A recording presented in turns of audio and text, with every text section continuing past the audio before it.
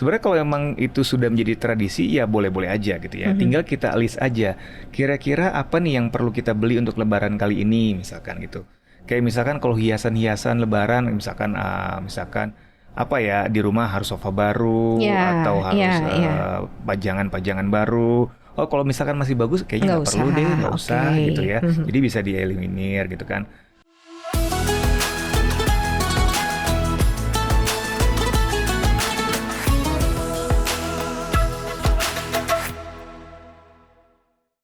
Assalamualaikum Sobat Cuan, apa kabar? Semoga selalu dalam keadaan yang sehat, baik-baik saja.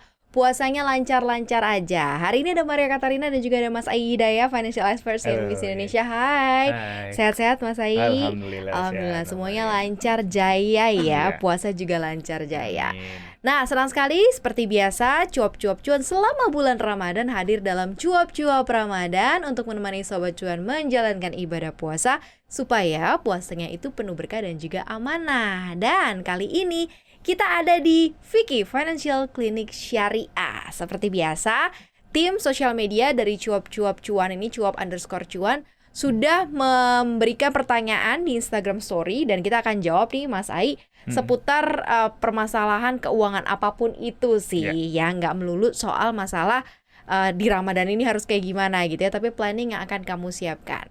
So, kita langsung aja mulai nih, Mas Ai. oke. Oke, klinik kita buka.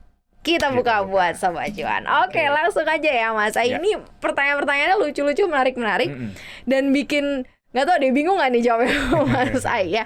Ada Salma, hai Salma. Gimana kabarnya? Mudah-mudahan sehat ya, dan lancar puasanya. Min, setelah Lebaran, aku tuh bakal nikah katanya. Nah, gimana ya caranya? Pengen deh ikut Lebaran, tapi kan pengen juga weddingnya tetap aman. Wah. Oke, jadi ada suatu perencanaan besar Iya. di tengah perayaan besar juga Iya, nih. iya, ini Ini menarik. gimana nih Mas Aini? Cukup dilema nggak sih? Mungkin nggak langsung menikah setelah Lebaran, tapi mungkin beda selang sebulan 2 bulan. Tapi kan memang itu udah persiapannya cukup lama yang harusnya disiapkan ya. Gimana nih Mas Aini? Biasanya emang kalau habis Lebaran tuh musim nikah. Bener, biasanya. Kalau banyak kata kayak orang-orang nikah. tua zaman dulu ya, kalau habis Lebaran tuh banyak yang nikah. Jadi sebenarnya untuk perencanaan suatu event atau suatu tujuan yang besar seperti pernikahan itu kan sebenarnya harus direncanakan dari jauh-jauh hari ya, Mbak Maria ya.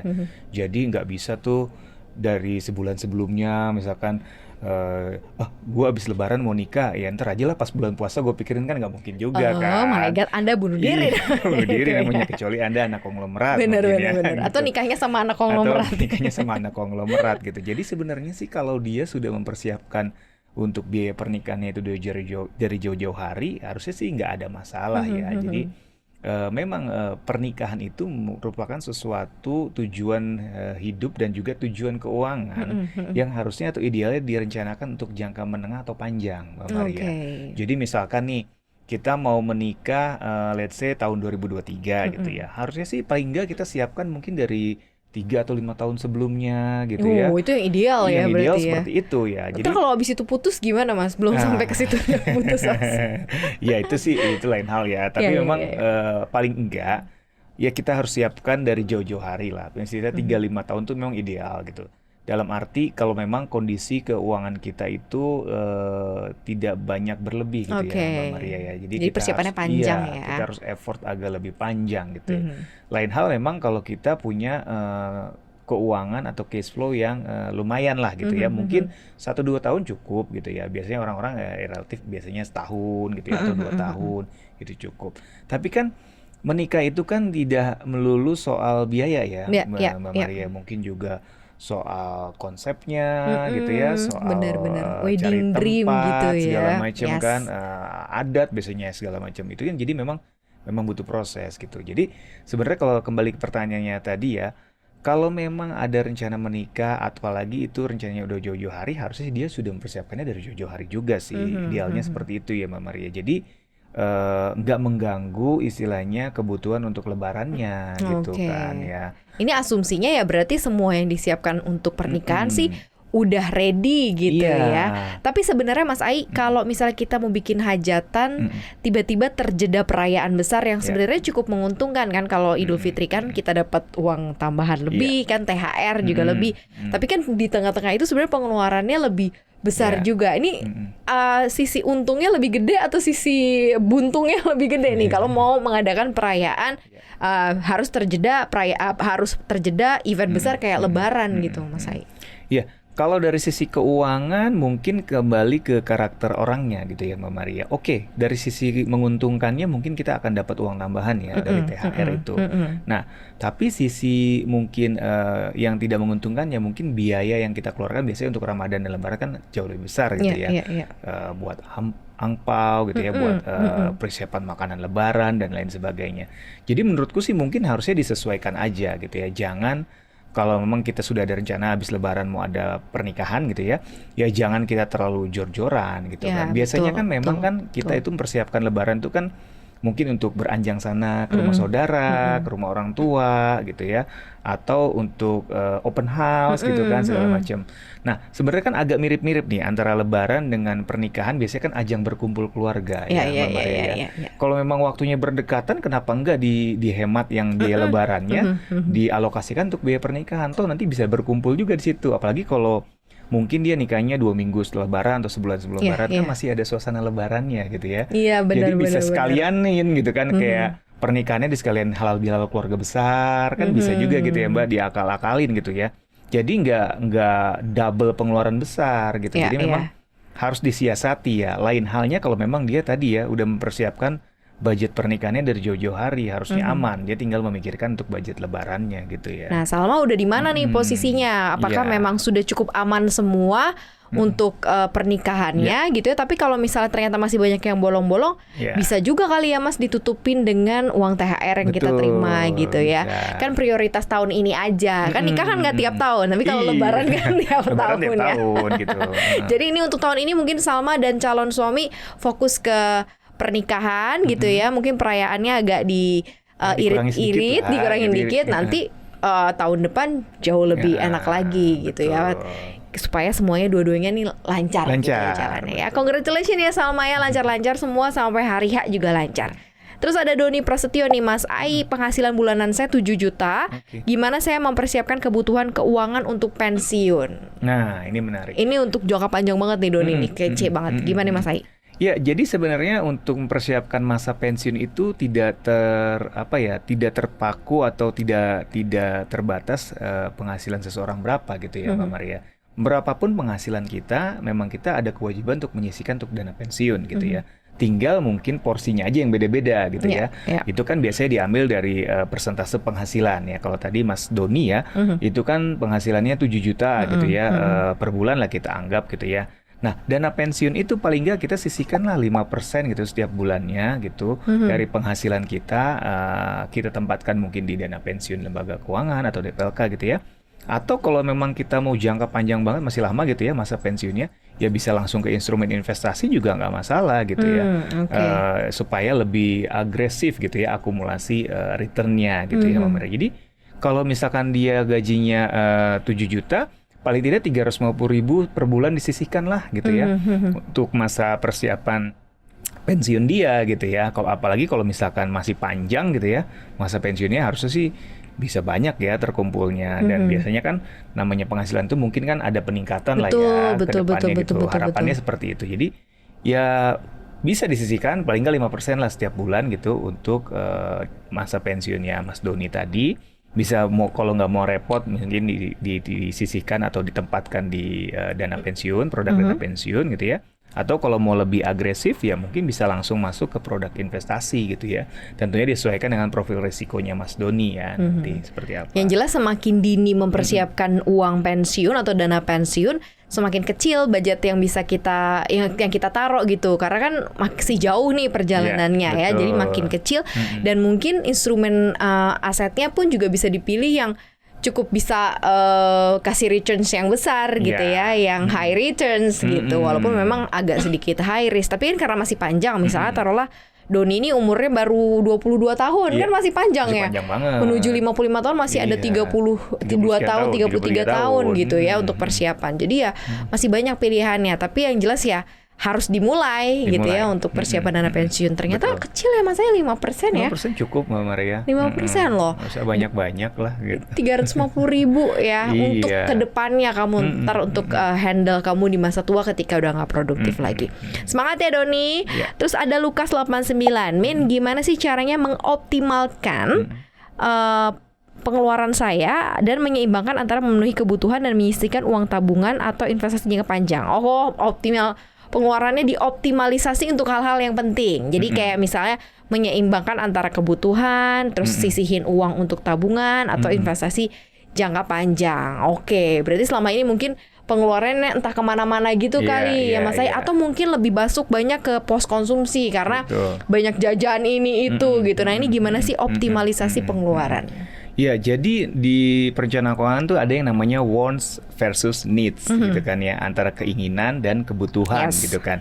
Nah, mungkin tadi Mas siapa namanya tuh Mas Doni, Lukas ya. Lukas. Mas Lukas itu yang pertama harus dilakukan apa? Dia harus membuat apa list gitu ya. Apa yang jadi kebutuhan dia, apa yang sebenarnya keinginan dia gitu ya. Nah, nanti ketika dia sudah tahu apa itu kebutuhannya, apa itu keinginannya, ya idealnya sih yang harus didahulukan adalah kebutuhannya dulu. Oke. Apalagi kebutuhan yang sifatnya operasional sehari-hari yang rutin dan memang nggak bisa dihilangkan gitu ya Mbak Maria. Misalkan makan, nggak mungkin kan makan kita nggak makan gitu kan. Transportasi misalkan untuk bekerja atau misalkan dia masih kuliah gitu kan, itu kan pasti harus dikeluarkan pengeluaran budget pengeluarannya gitu ya. Biaya misalkan kebutuhan rumah kayak listrik, kebersihan dan lain itu kan pasti kan harus dikeluarkan. Nah Ya. itu yang hal-hal seperti itu mungkin harus didahulukan gitu ya. Nah nanti yang keinginan ini di hold dulu gitu ya. Kira-kira setelah kebutuhannya semua dipenuhi gitu ya, masih ada sisa dana nggak nih gitu. Oke. Kalau masih ada sisa dana, ya boleh nanti dialokasikan sedikit untuk keinginannya dia. Misalkan dia suka ke mall gitu ya, untuk nongkrong di coffee shop. Biasanya kan anak-anak muda kayak gitu ya, Mbak Maria. Nonton di bioskop gitu ya. Hal-hal yang berbau keinginan lah ya. Makan restoran segala macam. Ya boleh-boleh aja selama memang ada dananya gitu ya. Tapi kalau ternyata dananya ternyata nggak cukup nih untuk kebutuhan aja kurang, apalagi untuk keinginan, ya udah berarti kan harus direm dulu gitu ya. Jangan sampai nanti mentang-mentang dia hobinya nonton, ya udah dia nonton aja dulu nanti. Nanti untuk kebutuhannya nggak tercover. Biasanya gitu. kegagalan orang sehingga pengeluarannya itu tidak optimal karena apa sih Mas Ai? Karena memang tidak disisihkan di awal karena menunggu sisanya atau gimana? Sehingga ngerasa kayaknya duit keluar tapi nggak tahu ya kemana, kayak nggak optimal gitu, nggak jelas gitu. Iya benar, itu salah satu faktornya ya Mbak Maria ya. Biasanya orang itu cenderung menyisakan ya daripada menyisihkan. Itu kan suatu hal yang dasar sekali sebenarnya. Dan aku rasa semua orang tahu sebenarnya sebaiknya itu disisihkan dulu gitu, bukan disisakan. Tapi kadang-kadang ya behavior dari orang ini adalah nunggu sisa karena dia itu impulsif gitu kebanyakan yang gagal ini kebanyakan impulsif gitu Mbak Maria. Biasanya mungkin nggak tahu nih, takutnya aku diserang sama ini enggak, aku nggak impulsif ya. Biasanya perempuan biasanya kan. Emang nggak cukup aja nih gitu. Karena kalau dibilang suruh disisihkan pasti ada aja jawabannya. Nanti kalau kurang gimana gitu tuh Mas Said. Iya, nah kayak gitu. Jadi biasanya impulsif akhirnya jadi kurang gitu kan. Nah kalau misalkan nanti kalau kurang gimana, ya sebenarnya kita atur aja kan. Let's say gini ya Mbak Maria. Misalkan kita butuh beras gitu ya, sebulan berapa kilo gitu ya. Kalau ternyata harga beras A kita butuh 10 kilo, harganya misalkan 100.000 gitu ya. Ada nggak sih yang lebih murah sedikit gitu untuk dikurangin? Nggak apa-apa deh kualitasnya dikurangi dikit gitu kan. Supaya nanti cukup gitu. Misalkan ini kan mungkin ya perannya Menteri Keuangan di rumah ya. Biasanya para ibu nih, para perempuan nih itu sangat penting gitu. Dan biasanya ini juga yang bisa menjadi trigger kita bisa menyisihkan uang gitu ya untuk keperluan yang lebih produktif gitu ya Mbak Maria. Karena selain dari kebutuhan tadi, kita juga ada hal yang harus kita pikirkan untuk jangka panjang pastinya kan.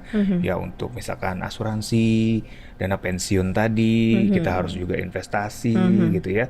Nah itu kan harus kita sisihkan di awal juga tuh, karena memang kalau nggak kita sisihkan dari jauh-jauh hari tadi seperti kata Mbak Maria ya, nantinya malah akan kelabakan gitu kalau udah telat gitu, apalagi udah masuk masa pensiun gitu benar, kan. Itu nanti ya susah hidupnya setelah pensiun gitu. Jadi memang harus disisihkan dan kita harus sedikit mengurangi sifat konsumtifnya Benar, mungkin ya, benar. supaya bisa mengerem gitu. Dan kalau kita lihat kebutuhan hari-hari kan ini sesuatu hal yang memang biasa kamu sudah jalani kan. Jadi udah ketahuan, oh tiap bulan tuh kalau belanja kebutuhan konsumsinya apa aja sih Iya, gitu. betul. Ada yang perlu nggak, ada yang nggak perlu nggak gitu kan sebenarnya kita bisa kontrol. Makanya power dalam menyisihkan uang untuk hal yang lebih optimal tuh sebenarnya bisa. Asal kamu sudah memang kebiasaan yang kamu lakukan itu ya udah kamu terapin gitu aja gitu ya. Betul. Jangan tiba-tiba jadi improvement misalnya kepengen makan sehat tiba gitu kan belinya yang mahal-mahal ya itu agak mengganggu juga Betul, gitu ya betul. Mas Saya. Karena memang harus kita sesuaikan dengan kondisi keuangan kita ya pastinya, Mbak Iya, Maria, setuju, gitu kan. setuju.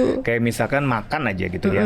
Kalau kita memang hobinya misalkan makannya daging gitu ya, ya oke lah boleh, ya paling nggak kita kurangi lah, misalkan sebulan sekali atau 2 minggu sekali gitu, jangan setiap hari juga gitu kan, karena kan ya Boncos. harganya mahal ya Iya, gitu iya, kan. iya. Ya jadi memang harus dari diri kita sendiri sih Mbak Maria ya, Iya. untuk ngerem untuk keinginan-keinginan kita yang sebenarnya sifatnya mungkin kurang terlalu perlu atau penting gitu ya, itu yang sebenarnya bisa kita lakukan kalau memang ada kelapangan uang gitu ya, atau kelulusan uang ya boleh-boleh aja. Tapi kalau memang lagi pas-pasan banget ya harus kita rem dulu sih mau nggak mau gitu ya. Setuju sih itu karena memang harus ada goal finansial yang kamu capai gitu dan supaya pengeluarannya optimal ini tadi Iya, kata pertanyaan betul. Lukas ya. Jadi kemana ya duitnya? Oh di dana pensiun udah ada aman.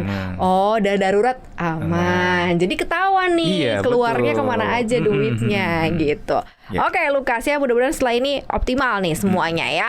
Oke next Cantika 09 Kak ini mau lebaran nih banyak diskon midnight sale nih. Gimana supaya bisa Iya, tetap ikut euforia? Oke kamu pengen nggak mau ketinggalan yang diskon-diskon tapi kantongnya tetap aman. Gimana nih Nah, Mas ini Ai? menarik pertanyaannya. Jadi sebenarnya kalau Lebaran itu kan memang identik kita beli baju baru gitu ya, beli makanan, kue-kue gitu ya, persiapan pernak-pernik Lebaran Ya. gitu ya. Sebenarnya kalau emang itu sudah menjadi tradisi ya boleh-boleh aja gitu ya. Tinggal kita list aja. Kira-kira apa nih yang perlu kita beli untuk Lebaran kali ini misalkan gitu. Kayak misalkan kalau hiasan-hiasan Lebaran misalkan apa ya di rumah harus sofa baru Ya, atau harus ya. pajangan-pajangan baru. Oh kalau misalkan masih bagus kayaknya Nggak nggak perlu usah, deh, nggak usah oke. gitu ya. Jadi bisa dieliminir gitu kan. Baju misalkan pakaian, oh ternyata bajuku banyak yang masih bagus nih, apalagi cewek-cewek kan biasa sering ya beli baju gitu kan ya. Baju Iya, mulu, yang nggak lebaran juga beli Iya, baju. sepatu gitu ya. Tas kalau emang masih ada yang bagus ya udahlah tahan dulu deh, bisa dialihkan ke yang lain dulu gitu kan. Jadi nanti kalaupun mau ikut midnight sale atau diskon-diskon yang banyak terjadi di mall-mall atau di toko-toko menjelang lebaran, ya boleh-boleh aja tapi bener-bener dibeli barang-barang yang memang kita butuh gitu ya Mbak Maria ya. Oke. Misalkan kita sepatu saya nih udah jelek nih, udah sobek, kalau lebaran malu juga ya, atau sandalnya malu juga ya. Boleh deh beli, tapi cari yang diskonan gitu kan lumayan ya Mbak Maria. Jadi bisa mengeluarin budget beli sepatunya atau Jadi beli justru sandalnya ajang gitu. diskon dan ajang midnight sale itu bisa kita gunakan untuk dapetin barang yang mungkin selama ini kita incar Iya. lagi harga diskon, tapi barangnya itu kita butuhin. Betul. Jadi sekarang betul. screeningnya kita butuh apa iya, sih kita gitu? screening dulu kita butuh apa, lalu kita cari ada nggak nih yang lagi diskon. Ya, Kan ya, kalau ya, kita ya, dapat ya, harga yang ya, lebih ya, ya. murah, pengeluaran kita juga optimal gitu ya, produktif juga gitu. Memang kita pakai barangnya bukan karena pengen aja gitu. Karena kan. kita butuh Betul. gitu ya, kita pakai barangnya. Jadi nggak usah dicari-cari. Nggak usah dicari-cari. Jadi kalau sekarang misalnya ya nggak perlu apa-apa ngapain belanja gitu. Iya, betul. Nggak usah ngide-ngide tiba-tiba Iya. pengen punya ini gitu ya. soalnya Kadang-kadang soalnya kayak gitu. salah satu kondisi ketika megang duit banyak kan Iya. mau diapain nih duitnya gitu. Kepengennya itu pola pikir belanja yang harusnya aja. dirubah sih sebenarnya Mbak Benar Maria. sih, benar, Betul. benar, Karena benar, orang ya. berpikir kalau dapat duit banyak, nggak usah banyak duit banyak, gajian aja lah Iya, paling iya, umum. iya. Kayak Mbak Maria bilang tadi, sebelum gajian aja nih, sehari sebelum gajian kita Udah. udah mikir nih, waduh beli apa ya besok? Habis ini pengen makan ini di besok mana kita ya gajian nih. gajian nih gitu kan ya. Benar. Kita beli kopi apa nih ya? Iya, Itu iya, kan iya, iya. pikiran-pikiran yang harus diubah. Oh besok gajian, oke, gue harus beli bayar premi asuransi dulu deh, gue harus investasi dulu deh, gue harus cukupin kebutuhan ini dulu deh, baru deh sisanya nanti buat yang lifestyle-nya. Harusnya pola pikirnya diubah seperti itu ya. Bener. Produktif dulu, baru konsumtif. Setuju gitu. sih. Atau mungkin karena sudah ketahuan selalu ada midnight sale atau mungkin barang-barang diskon ketika lagi hari raya. mungkin mindsetnya diubah aja. Kamu belanjalah ketika lagi masa-masa itu. Jadi di Iya, bulan-bulan betul. biasa budgetnya dikumpulin. Bisa juga. Ya nggak sih, ditumpuk untuk kalau ada sale, ada Iya. midnight sale atau diskon, kamu bisa belanjanya lebih banyak di situ. Iya, lebih banyak ya dan kan? harganya lebih murah. Harga lebih maksudnya. murah. Oke lah Cantika ya, hati-hati ya jangan sampai bolong ya kantongnya ya. Ada Mutiara Karisma, ini Min, saya ibu rumah tangga anaknya 3, caranya mempersiapkan dana untuk pendidikan nih. Ikut asuransi, dana pendidikan ataukah apa gitu yang merupakan jalan terbaik atau ada strategi lain katanya. Mohon pencerahan. Oke. Anaknya 3, Anaknya 3. semangat. Ini pendidikan memang salah satu biaya yang sangat besar ya dalam kehidupan kita ya. Jadi ada 2 biaya yang dinilai sangat besar dalam kehidupan. Pertama adalah biaya pendidikan, kedua adalah biaya kesehatan, Mbak Maria. Dan secara inflasi, 2 biaya ini itu biasanya memang naiknya itu 2 kali lipat dari inflasi nasional. Jadi kalau misalkan inflasi nasional 5-6%, kenaikan biaya pendidikan atau kesehatan ini bisa 10-12% per tahun loh gitu. Jadi kalau kita nggak persiapkan dengan baik, ini sangat berbahaya sekali. Apalagi kalau anak kita 3 ya. Lumayan kan gitu. Lumayan banget. Ya, Apalagi 3 kalau susul-susulan nih, satu masuk SMP, satu masuk SD atau satu Iya. masuk SMA gitu. Iya. Kayak pusing nih Iya, rasanya. betul. Jadi yang pertama harus kita lakukan apa? Yang pertama harus kita lakukan adalah kita harus tahu dulu kira-kira kebutuhan biaya kita berapa nih, Mbak Maria, untuk ketiga anak kita sekolah ini gitu ya. Kalau kita sudah tahu, tenggat waktunya berapa lama nih dalam kita mempersiapkan biaya pendidikan itu? Apakah 1 tahun, apakah 2 tahun, 3 tahun dan seterusnya gitu ya. Nah, yang ketiga kita harus lihat nih, profil resiko diri kita ini tipikal orang yang seperti apa sih gitu ya. Apakah tipikal yang konservatif gitu ya, nggak mau terlalu ambil resiko, atau justru yang malah agresif gitu ya. Oke, nggak apa-apa deh gue di instrumen yang imbal hasilnya gede tapi resikonya gede, tapi yang penting bisa cepat returnnya tinggi misalkan gitu ya. Selama itu memang investasi yang legal ya, jangan investasi yang bodong gitu ya. Nah, setelah itu baru kita tentukan gitu ya instrumen apa yang cocok gitu ya. Tapi pada intinya untuk mempersiapkan dana pendidikan itu memang idealnya di instrumen investasi, Mbak Maria ya. Jadi kalau misalkan ada yang bilang di asuransi pendidikan boleh deh. Sebenarnya sih bukan asuransi pendidikan itu jelek ya, tapi kurang tepat gitu. Asuransi itu kan sifatnya proteksi gitu ya, untuk melindungi gitu ya, melindungi jiwa, kesehatan dan juga harta benda biasanya sifatnya seperti itu. Kurang tepat kalau kita jadikan instrumen untuk mempersiapkan biaya pendidikan gitu. Jadi memang kalau untuk biaya pendidikan itu kita harus lebih agresif, jadi harus ditempatkan di instrumen investasi. Produknya apa tadi ya, disesuaikan dengan kebutuhannya, disesuaikan dengan target dananya, jangka waktu persiapannya, dan juga profil resikonya gitu ya. Kalau dia tipikal orang yang agresif gitu ya, dan jangka waktunya masih panjang, nggak ada salahnya ditaruh di saham blue chip misalkan gitu ya, atau di reksadana saham gitu ya. Atau kebalikannya, kalau dia tipikal orang yang sangat konservatif gitu ya, ya taruh aja di reksadana pasar uang deh yang aman gitu kan, bebas biaya, returnnya masih lumayan, hampir setara deposito gitu ya, dan kapan aja bisa dicairkan gitu kan, bisa dijual kembali, jadi lebih mudah gitu ya. Atau mungkin di deposito juga boleh, atau mungkin di obligasi pemerintah, ORI atau sukuk itu juga boleh gitu ya. Jadi memang banyak faktor yang harus kita lihat dulu untuk menentukan mana instrumen yang cocok untuk kita mempersiapkan dana pendidikan untuk anak gitu ya. Makanya kadang-kadang ada yang menyarankan gitu ya untuk mempersiapkan dana pendidikan anak selagi anaknya masih di kandungan gitu ya, atau baru lahir nih brojol langsung disiapin blek untuk dana pendidikan anaknya untuk masuk SD misalnya 6 tahun atau 5 tahun kemudian, masuk SMP 12 tahun kemudian, masuk SMA nanti di 15 tahun kemudian gitu ya, udah langsung disiapin karena memang pasti akan cukup besar biayanya kalau kita ikutin perkembangan setiap tahunnya, inflasinya, ininya, itunya ya, ada mode pendidikannya dan lain-lain. Apalagi kan kita selalu pengen yang terbaik buat anak, biasanya kan gitu kan Mas Hai. Pastinya, betul. Dan yang ideal dari jauh-jauh hari ya dipersiapkan. Tapi nggak apa-apa, yang jelas dicek and recheck aja sekarang posisinya mana, dan mungkin kalau dari 3 anak ini dilihatnya gimana sih untuk priority-nya nih Mas, kan mungkin kalau 3 kita nggak tahu nih jaraknya berapa nih. Apakah ada yang jaraknya 3 tahun, apa ada yang jaraknya setahun-setahun. Kalau setahun-setahun nih kayaknya bakal susul-susulan nih. Kalau kayak gini mungkin kalau dilihat dari 3 anak nih prioritasnya gimana nih Mas? Ya, tentunya mungkin untuk skala prioritas pertama kita harus persiapkan dulu untuk anak yang pertama pastinya kan, karena pasti mungkin Ya idealnya pasti anak pertama dulu pastikan yang akan masuk sekolah gitu kan.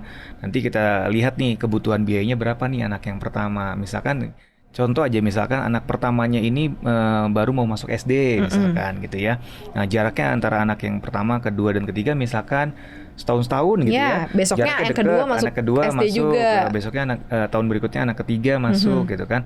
Ya udah tinggal kita estimasi kira-kira kebutuhan anak pertama untuk masuk SD berapa nih gitu ya. Misalkan let's say 100 juta gitu ya misalkan gitu ya. Oke, berarti kita fokus dulu aja deh ke anak yang pertama gitu. Once itu udah terpenuhi, langsung kita alihkan fokus ke anak yang kedua gitu ya. Ketika anak yang kedua masuk tahun depan berapa ya? Oh, jangan-jangan biayanya udah 150 juta nih. Kita harus lebih effort lagi berarti kan. Nah, begitu itu selesai ya langsung aja berpikir lagi untuk anak yang ketiga. Nah, makanya mungkin itu ya program KB pentingnya ya. Dan juga perencanaan dalam memiliki anak ya. Dijarakin misalkan 2-3 tahun ya. Supaya kita juga nggak ngos-ngosan gitu. Bener. Persiapkan dana pendidikannya gitu. Tapi tetap semangat ya. Pasti selalu ada jalannya gitu ya. Setidaknya kita cari tahu nih yang tepat seperti apa. Pasti akan tetap on track deh, berhasil. Yakin ya Bu Mutiara ya. Ini masih banyak banget sudah pertanyaan, tapi tenang, Vicky juga masih akan selalu ada buat Sobat Cuan semuanya. Tapi kita hentikan di sini di Ibu Mutiara Karisma tentang dana pendidikannya. Mas Ai, thank you banget. Ini kita udah mau tutup kliniknya gitu ya. Dan jangan lupa Sobat Cuan selama bulan Ramadan, cuap-cuap Ramadan hadir di 3 platform sekaligus. Kita hadir di CNBC Indonesia TV, di Spotify, Apple Podcast, Google Podcast, dan juga Anchor, dan juga di YouTube channel kita di Cuap-cuap Cuan. Jadi kita siap deh selalu menemani Sobat Cuan menjalankan ibadah puasa. Terima kasih ya Sobat Cuan sudah gabung di Vicky hari ini. Maria pamit. Ayi pamit. Kita pamit berdua undur diri ya. Assalamualaikum warahmatullahi wabarakatuh.